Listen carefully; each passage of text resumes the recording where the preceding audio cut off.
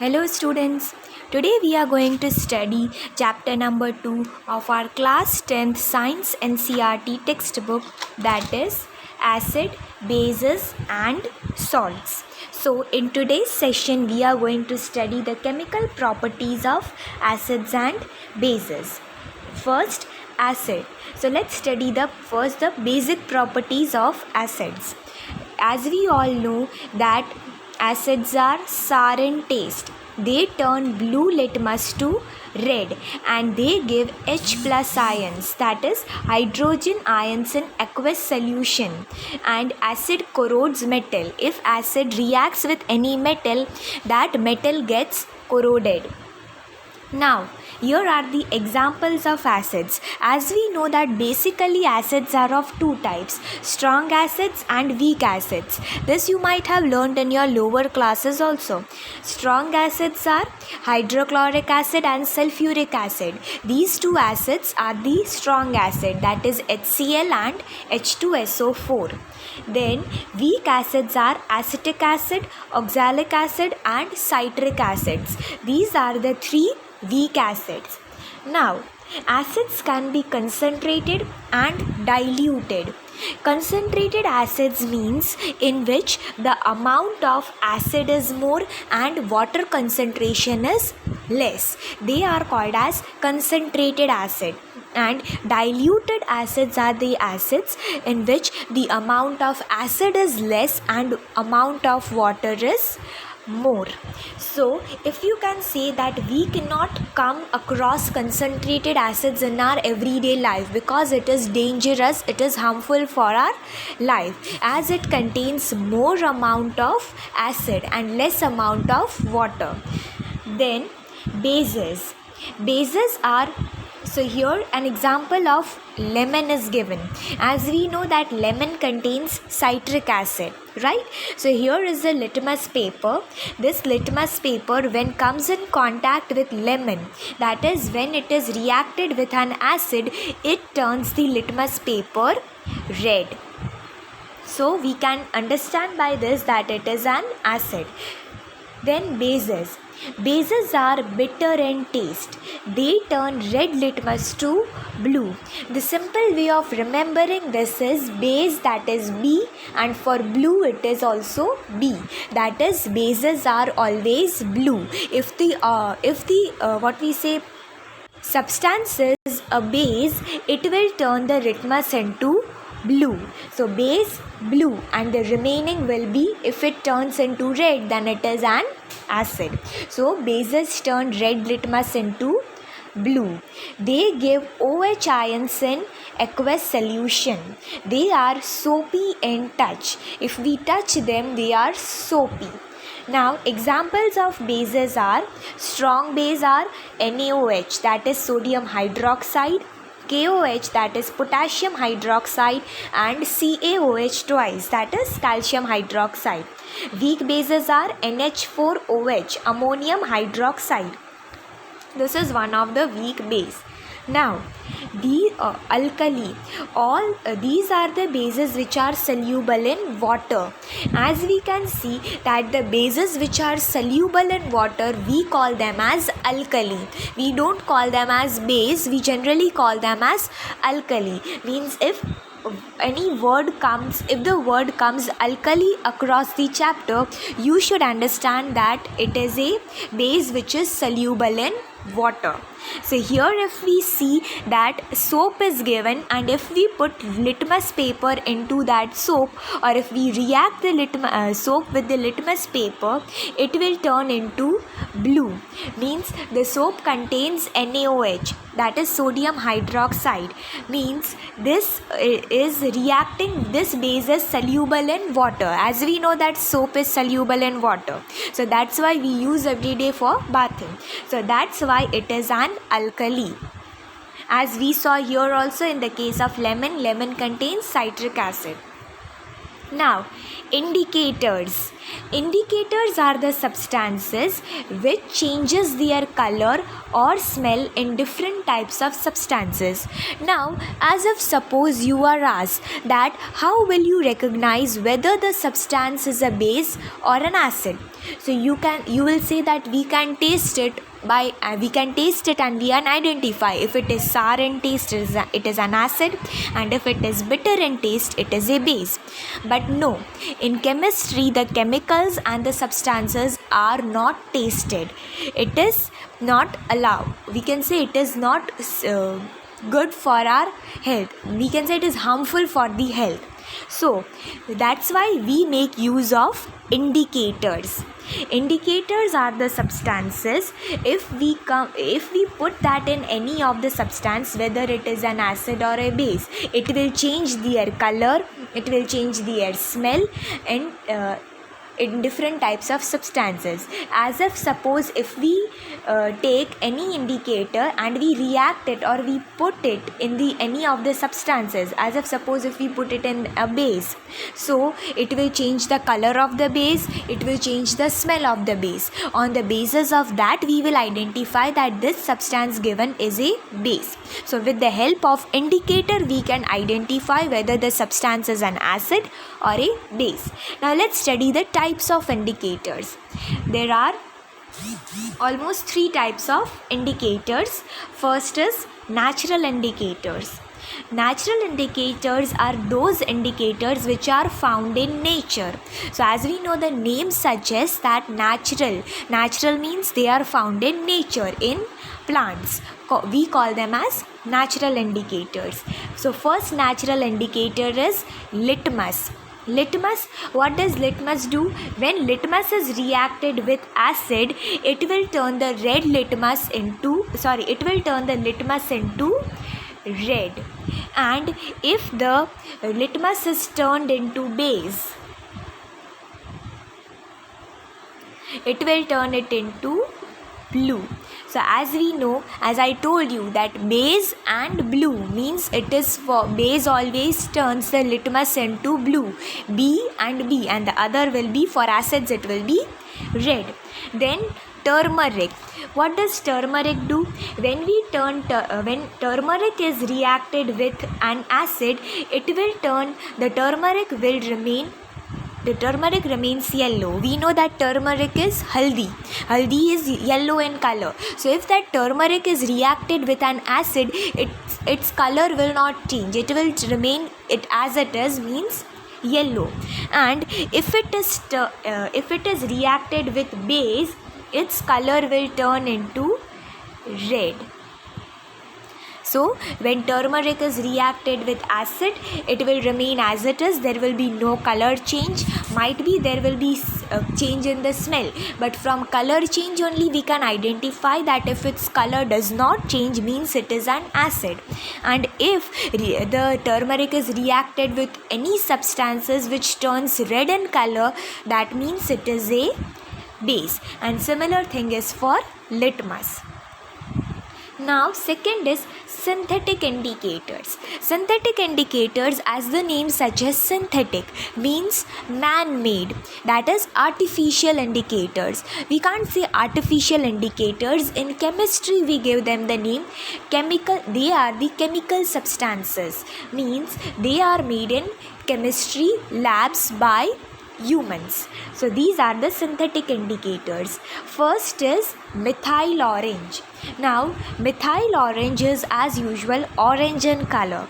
So when methyl orange reacts with acid, when we put methyl orange in an acid, it will turn red in color.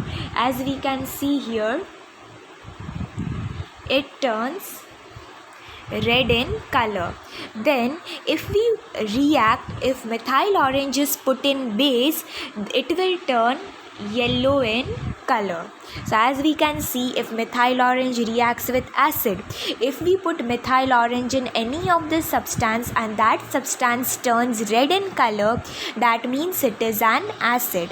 And if we put methyl orange in a substance and that substance turns yellow in color, that means it is a base. Then comes phenolphthalein. Phenolphthalein is the mostly used synthetic indicators in chemistry labs. So phenolphthalein, when reacted with acid, it will turn colorless. So this color of phenolphthalein, as I told you that the color of methyl orange is orange, the color of phenolphthalein is colorless. So when we put it in any substance and it does not give any color, that means it remains as it is, that means it is an acid. Means phenolphthalein do not give any color with acid, it remains in its original form. And when phenolphthalein is reacted with base, it gives us pink in color. When the phenolphthalein is reacted with any substance and it gives us pink in color, that means it is a base. Then comes the olfactory indicators. Olfactory indicators are the substances having different odor in acids and bases. They have different odor. Now in these two types of indicators, that is natural indicators and synthetic indicators, we saw the change in the color. But in olfactory indicators, the change in smell is observed. There is no change in color. We can observe the change in smell. As we learned in the definition of indicators itself, that these are the substances which changes their color or smell. Now for the case of natural indicators and synthetic indicators, we observe the change in color. Now in olfactory indicators, we will observe the change in odor, that is smell. So these are the substances having different odor in acids and bases. First is vanilla essence.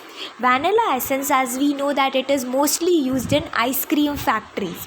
So vanilla essence, when react with acid, when we put vanilla essence in any substance and it gives us a huge smell. If we say if it smells more, if it gives us a strong smell, means it is an acid.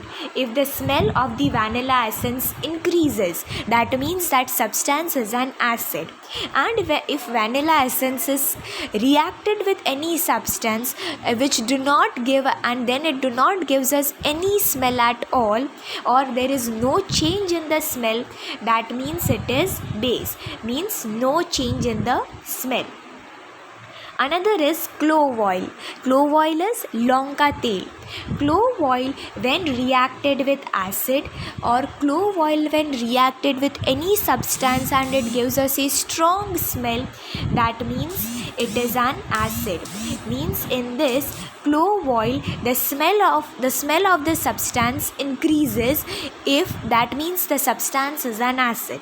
And when clove oil is put in any substance and the smell of the substance decreases, that means it is a base. I hope you are clear with the concept of acids, basic properties of acids and bases, and the introduction of the indicators.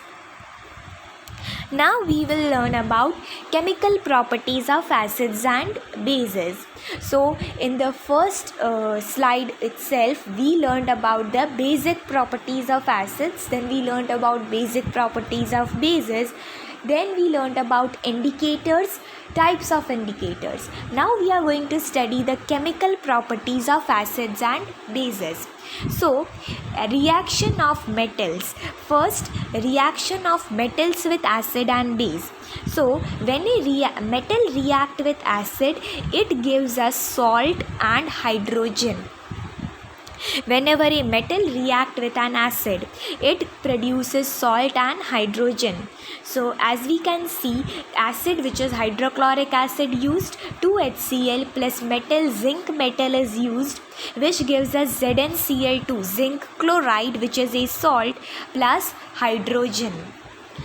Then base plus metal. Even when base react with metal, it gives salt plus hydrogen. Means the chemical properties of the reaction of metals in case of both acids and bases is similar. That is, both when react with metal, it gives us salt and hydrogen.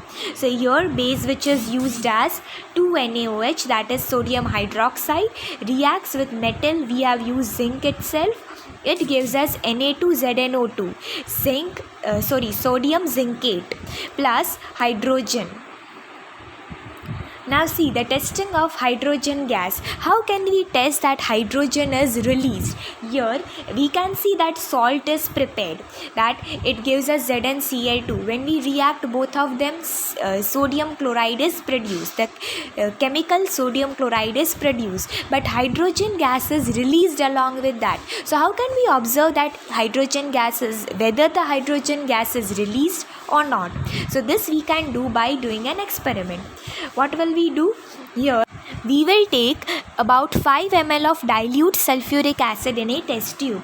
This is the dilute sulfuric acid. Dilute sulfuric acid means it contains less amount of acid and more amount of water. That's why it is known as dilute. Then we will add few pieces of zinc granules to it. These are the zinc granules. So here few pieces of zinc granules are added. Then what do we observe on the surface of zinc granules? On the surface of zinc granules, we have to observe something. Past the gas being evolved through the soap solution. Now here there is a soap solution. This is a soap solution. Here this is a delivery tube. And then why are the bubbles formed in the soap solution? As we can see that here the bubbles are formed in the soap solution. What will we do? We will bring a burning candle near the bubbles which are formed, gas bubble filled. So what will we observe? We will observe that hydrogen gas can be tested by bringing the candle near gas bubbles. Why? Because it burst with a pop sound. So when the granules are when the zinc granules passes through the sulfuric acid solution, it will pass from here to this tube and it will enter the soap solution. That means it enters from the acid. The metal reacts with acid, that is this base reacts with acid, and it passes through this tube and it enters the soap solution. Soap solution is a base. So whenever it enters in this soap solution, gas bubbles will be formed. These bubbles will be filled with gas, and whenever we will bring the burning candle near these bubbles, it will burst with a pop sound. The bubbles burst with a pop sound. This can be tested. This proves that hydrogen gas is released whenever a metal reacts with an acid. As we can see in the reaction also, that in this hydrogen atoms, as metals displaces the hydrogen atoms from acids as hydrogen gas. So here hydrogen atom is present, and from here this metal will displace the hydrogen atom whenever it reacts with it and produces hydrogen gas, and it forms a compound which is called as salt. Here in the similar way, hydrogen is released. That is, the zinc metal displaces the hydrogen atom, it forms a salt, and here hydrogen atom is released in the form of gas. Now reaction of metal carbonates or metal hydrogen carbonates. So another reaction, first reaction of acids and base we did with metals. Now we will react acids and base with metal carbonates or metal hydrogen carbonates. So whenever an acid reacts with metal carbonate or metal hydrogen carbonate, it will form salt, it will carbon dioxide and water. So as we saw in the case of metals, it used to form salt and it releases is hydrogen gas. Now if metal carbonates or metal hydrogen carbonates are reacted, it forms salt plus carbon dioxide gas is released and water is formed. Let's see towards the example. 2HCl, which is an acid, hydrochloric acid, whenever reacts with Na2CO3, sodium carbonate, which is sodium is a metal and carbonate, it gives us 2NaCl, sodium chloride, which is the normal salt that we use in our everyday life, plus carbon dioxide gas is released and water is formed. Another, if we see with metal hydrogen carbonate, whenever HCl react with sodium hydrogen carbonate, it gives us salt NaCl plus CO2 plus H2O. And bases do not react with metal hydrogen carbonates and metal carbonates. Only acids react with them. So now if we want to test that whether carbon dioxide gas is released or not, how can it be tested? As we saw in the case of hydrogen gas, that the bubbles used to burst with a pop sound. That means hydrogen gas was being released. Now here how can we test that whether carbon dioxide gas is released or not? Here we by passing it through lime water. Lime water is calcium hydroxide. When calcium hydroxide is passed, carbon dioxide is with lime water, it gives us calcium carbonate plus water. It gives us calcium carbonate. So how can we test that way? How can we say that lime water can be passed through carbon dioxide? What we will do? We will take two test tubes. First test tube, we will take 0.5 gram of sodium carbonate, that is Na2CO3 in the first test tube. And second test tube, we will take sodium hydrogen carbonate, that is NaHCO3. Means in the first test tube we will take Na2CO3 sodium carbonate and NaHCO3 in the second test tube. Then we will add about 2 ml of dilute HCl to both the test tubes. We have to react it with acid. So in both the test tubes we will add dilute hydrochloric acid. Then the gas will be passed the gas produced in each case through lime water. The gas will be produced in each case. Gas passes and we will pass it through lime water. Lime water is calcium hydroxide solution. As we did in this case, here this solution is taken. This way one test tube is taken and in this we have poured one Na2CO3 sodium carbonate we have poured, and this similar way a long pipe is there, and in that tube, and here instead of this soap solution another tube is kept containing calcium hydroxide solution, that is the lime water. So whenever this will react with an acid, so whenever this sodium carbonate will react with HCl, in this only we will pour HCl. So whenever the gas will pass, here CO2 gas will be passing and it will enter the CaCO3, that is CaOH twice, that is calcium carbonate solution, calcium hydroxide solution, it will pass. So then that time CaCO3 white precipitate, CaCO3 is white precipitate, calcium carbonate will be formed plus water will be formed. So from this we can test that carbon dioxide gas is released. In a similar way, when excess CO2 is passed, calcium carbonate plus carbon dioxide plus water, it will give us CaHCO3, that is calcium hydrogen carbonate, which is soluble in water whenever excess carbon dioxide will pass. So in this way carbon dioxide testing can be done. Then reaction of acids and bases with each other. How will acids and base react with each other? So acid plus base gives salt plus water. In this also salt and water is formed when acid reacts with base. Acid is HCl plus base is NaOH, which gives us NaCl, salt and water. This reaction we call as neutralization reaction. That is, when an acid and base react to form salt and water, it is called as neutralization reaction. It involves H plus ions and OH minus ions to generate water. How is water generated here?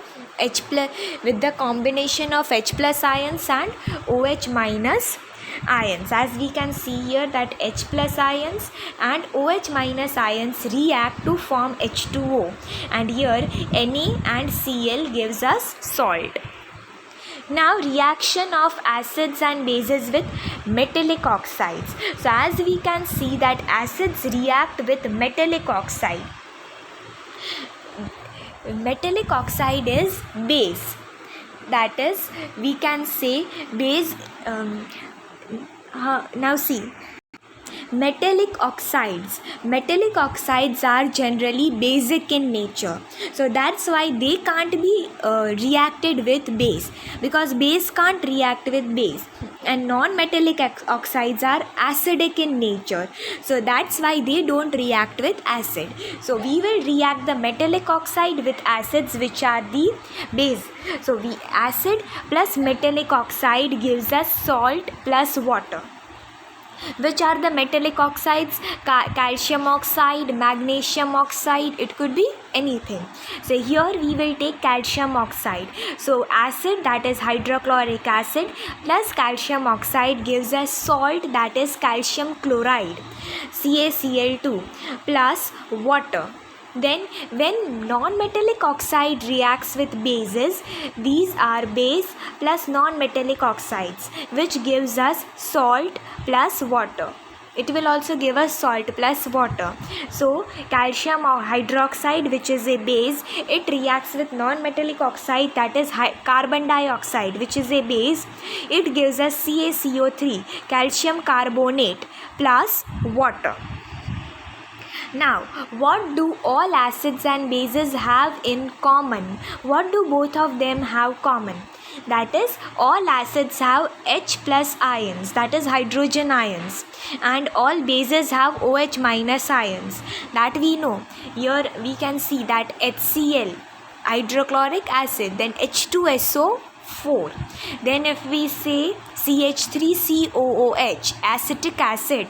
If we talk about base, NaOH, sodium hydroxide, OH, CaOH, calcium hydroxide, OH. So this way, in similar way, all the bases have OH minus ions and acids have H plus ions.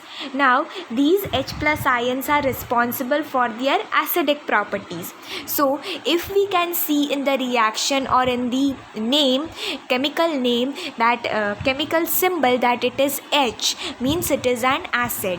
If it is an OH, then that means it is a base. Now, acids and bases in water solution. What happens to the acid and bases in water solution? So here acids, we know they are H plus. So if acids react with water, H plus plus H2O, it gives us H3O plus, that is hydronium ions. Similar way, if HCl, which is an acid, reacts with water, gives us H3O plus hydronium ions plus Cl minus. So H plus cannot exist alone, they exist as H3O plus. They cannot stay alone. So that's why they are known as H3O plus, hydronium ions. Now, bases when dissolved in water gives OH minus ions. So if NaOH is reacted with water, it gives us Na plus and OH minus ions. With this, we complete the first session of chapter number 2, acids, base and salts. Thank you and have a great day.